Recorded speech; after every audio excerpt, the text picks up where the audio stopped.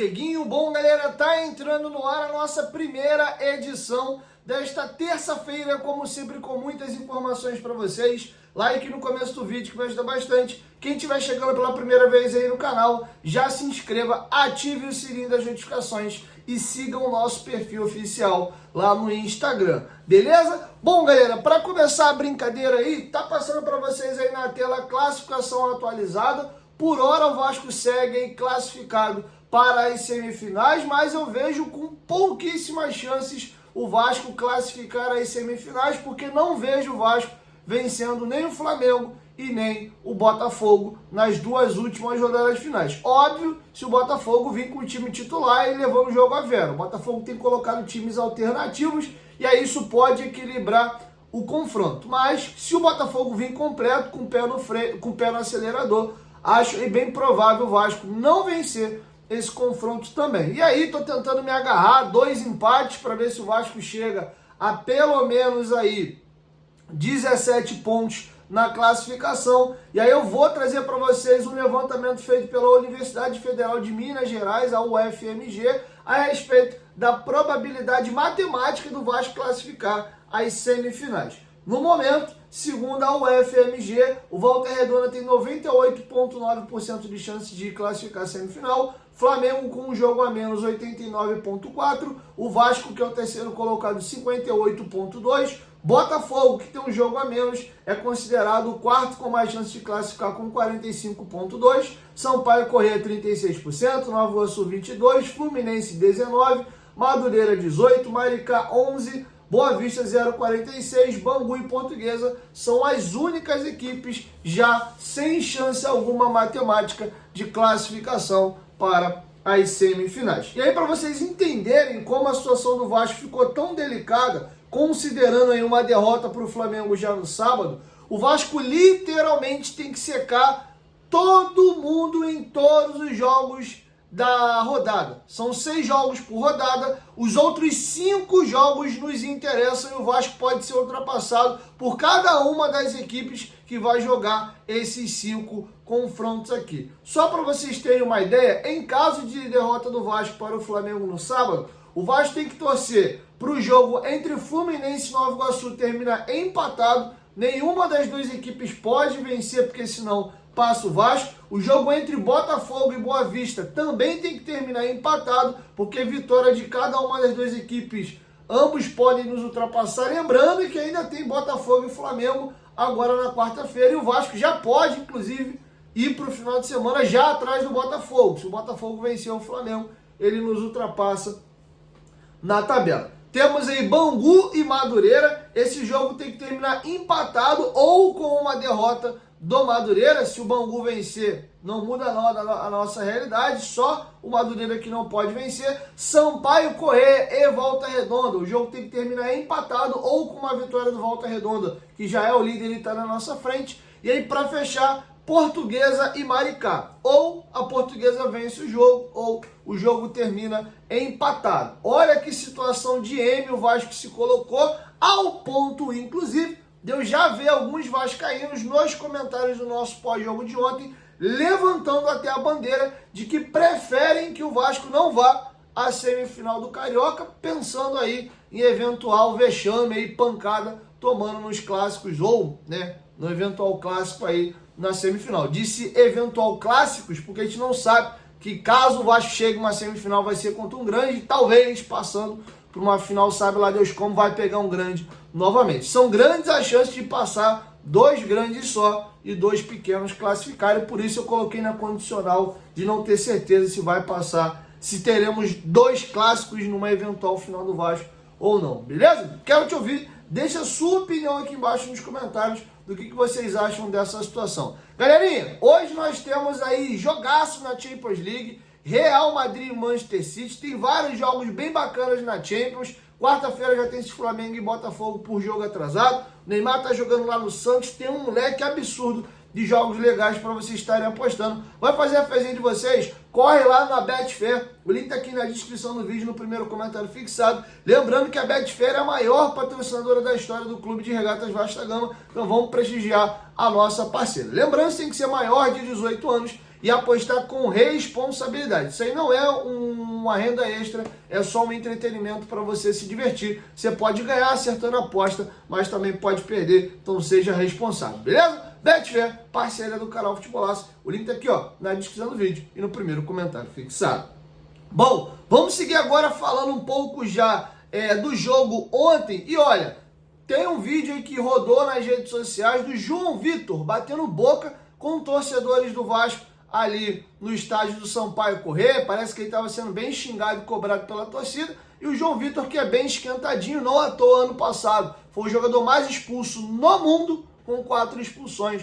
O João Vitor dessa vez perdeu a cabeça com torcedores do Vasco e foi para o confronto. Foi bater boca, ficou sendo assistido pelo Felipe Maestro, que vocês veem na imagem e só observam. O assessor do Vasco também, o Matheus Babo, olha um pouco de longe e um segurança do Vasco retira o João Vitor ali. Inclusive, isso foi tema na coletiva. O cara, ele foi perguntado sobre a confusão, ele disse que não viu, mas tá feito o registro, tá passando a imagem para vocês. E ó, galera, tem uma situação bem complicada a respeito do atacante GB. Ontem, um pouco antes da bola rolar, saiu a informação de que ele estava vendido para o Kazım Pazar da Turquia. Vou trazer para vocês mais detalhes disso aqui agora, tá bom? Primeiro, quem deu a informação foi o Rodrigo Silvério, nosso Madruga vascaíno lá no Twitter. Ele trouxe a informação de que o GB já tinha viajado para a Turquia e estava sendo vendido para o Kazım Pazar.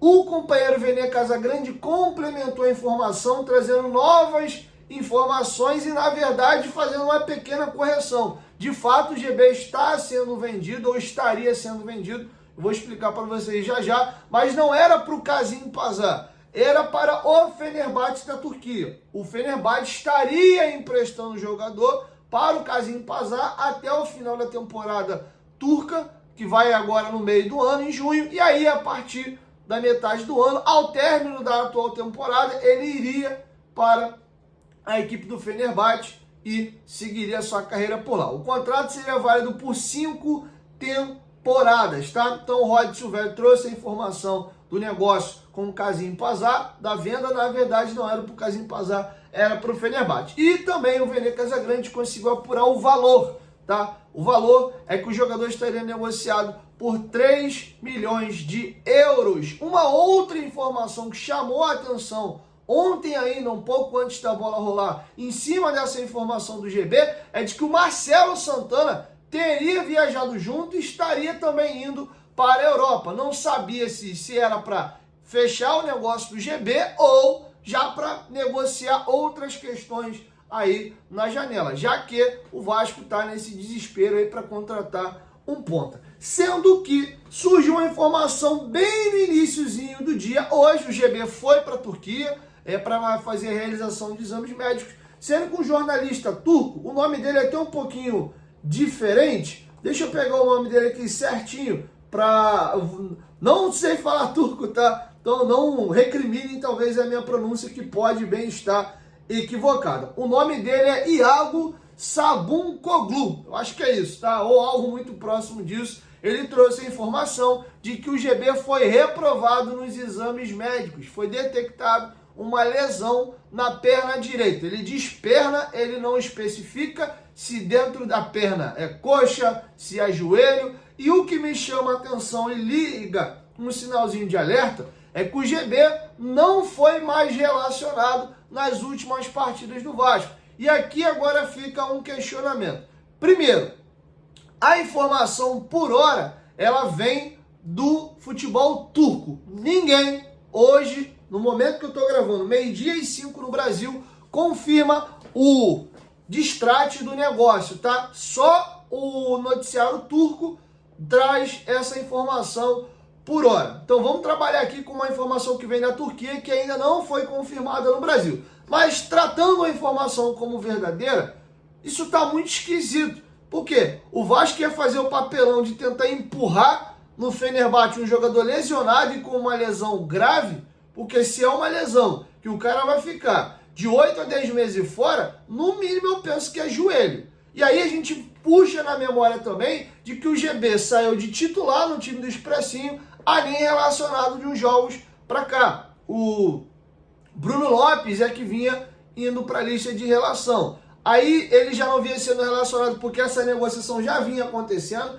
e existia um receio por parte do Vasco de uma eventual lesão do jogador ou não. Ele já estava lesionado, por isso ficou fora e por isso o jogador acabou sendo reprovado no exame lá. Mas o Vasco seria amador ao ponto de tentar empurrar um jogador no Fenerbahçe, ainda se queimar no mercado com um clube importante, um dos maiores clubes turcos e num mercado bem interessante para clubes brasileiros, tentando empurrar um jogador lesionado. A situação está muito esquisita. Vamos aguardar um pouco mais de informações no decorrer do dia de hoje, mas de momento a informação é essa. O GB estava vendido ao Fenerbahçe, seria emprestado ao Kazim Pazar, contrato de 5 anos, sendo vendido por 3 milhões de euros. Acho até um valor baixo, tá? Mas entre um valor, entre aspas, baixo e também, de repente, ficar esperando que o jogador vire a chave e acabe não virando, a gente acabe chupando o dedo no final. E se esse dinheiro fosse utilizado para o Vasco contratar um ponta ou complementar o dinheiro para o Vasco trazer pontas de qualidade,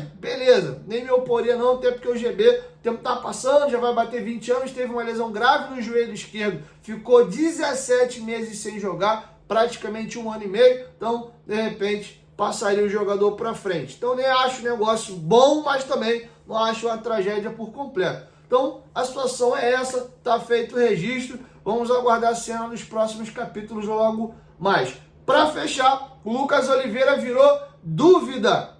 O jogador saiu com 26 minutos da segunda etapa reclamando de dores no tornozelo. Vamos lembrar que o Pernão deu uma pancada bem forte ali nele, inclusive tomou um cartão amarelo, até na dúvida se não era para vermelho, e aí pouco depois o Lucas Oliveira acabou saindo. Então, não sabemos se o Lucas Oliveira terá condição de jogar o clássico contra o Flamengo no sábado. E importante frisar também que esse jogo era às 4h30 e passou para as 9h45. Então já tivemos a mudança aí também no calendário. Então não sabemos se o Lucas terá condição ou não. Uma outra informação, o Carille confirmou ontem na entrevista coletiva de que o Lemos havia sentido um desconforto na coxa, coisa essa que já foi resolvida. Isso explica um pouco essa demora enorme aí para o Lemos começar a ser relacionado. Além dele já ter vindo com problemas físicos no Galo no ano passado, o Vasco ter tido mais cautela para dar uma pré-temporada mais longa a ele, o jogador já teve um incômodo de novo na coxa no Vasco. Olha, vou me ater ao comentário aqui, vou te enganar não, cara. Era só o que me faltava, a gente contratar um zagueiro para ser a solução e o cara chegar aqui cheio de problema físico, contrato longo, se eu não me engano, inclusive, o Lemos pegou um contrato de 3 anos com o Vasco. Enfim, é isso, assim encerro com vocês a nossa primeira edição, logo mais eu chego com a segunda. Use o espaço para comentários aqui embaixo, para você registrar a sua opinião sobre tudo que a gente relatou nesse vídeo, beleza? 1, 2, 3, futebolaço, tamo junto família, qualquer momento de que volta mais, tamo junto, valeu!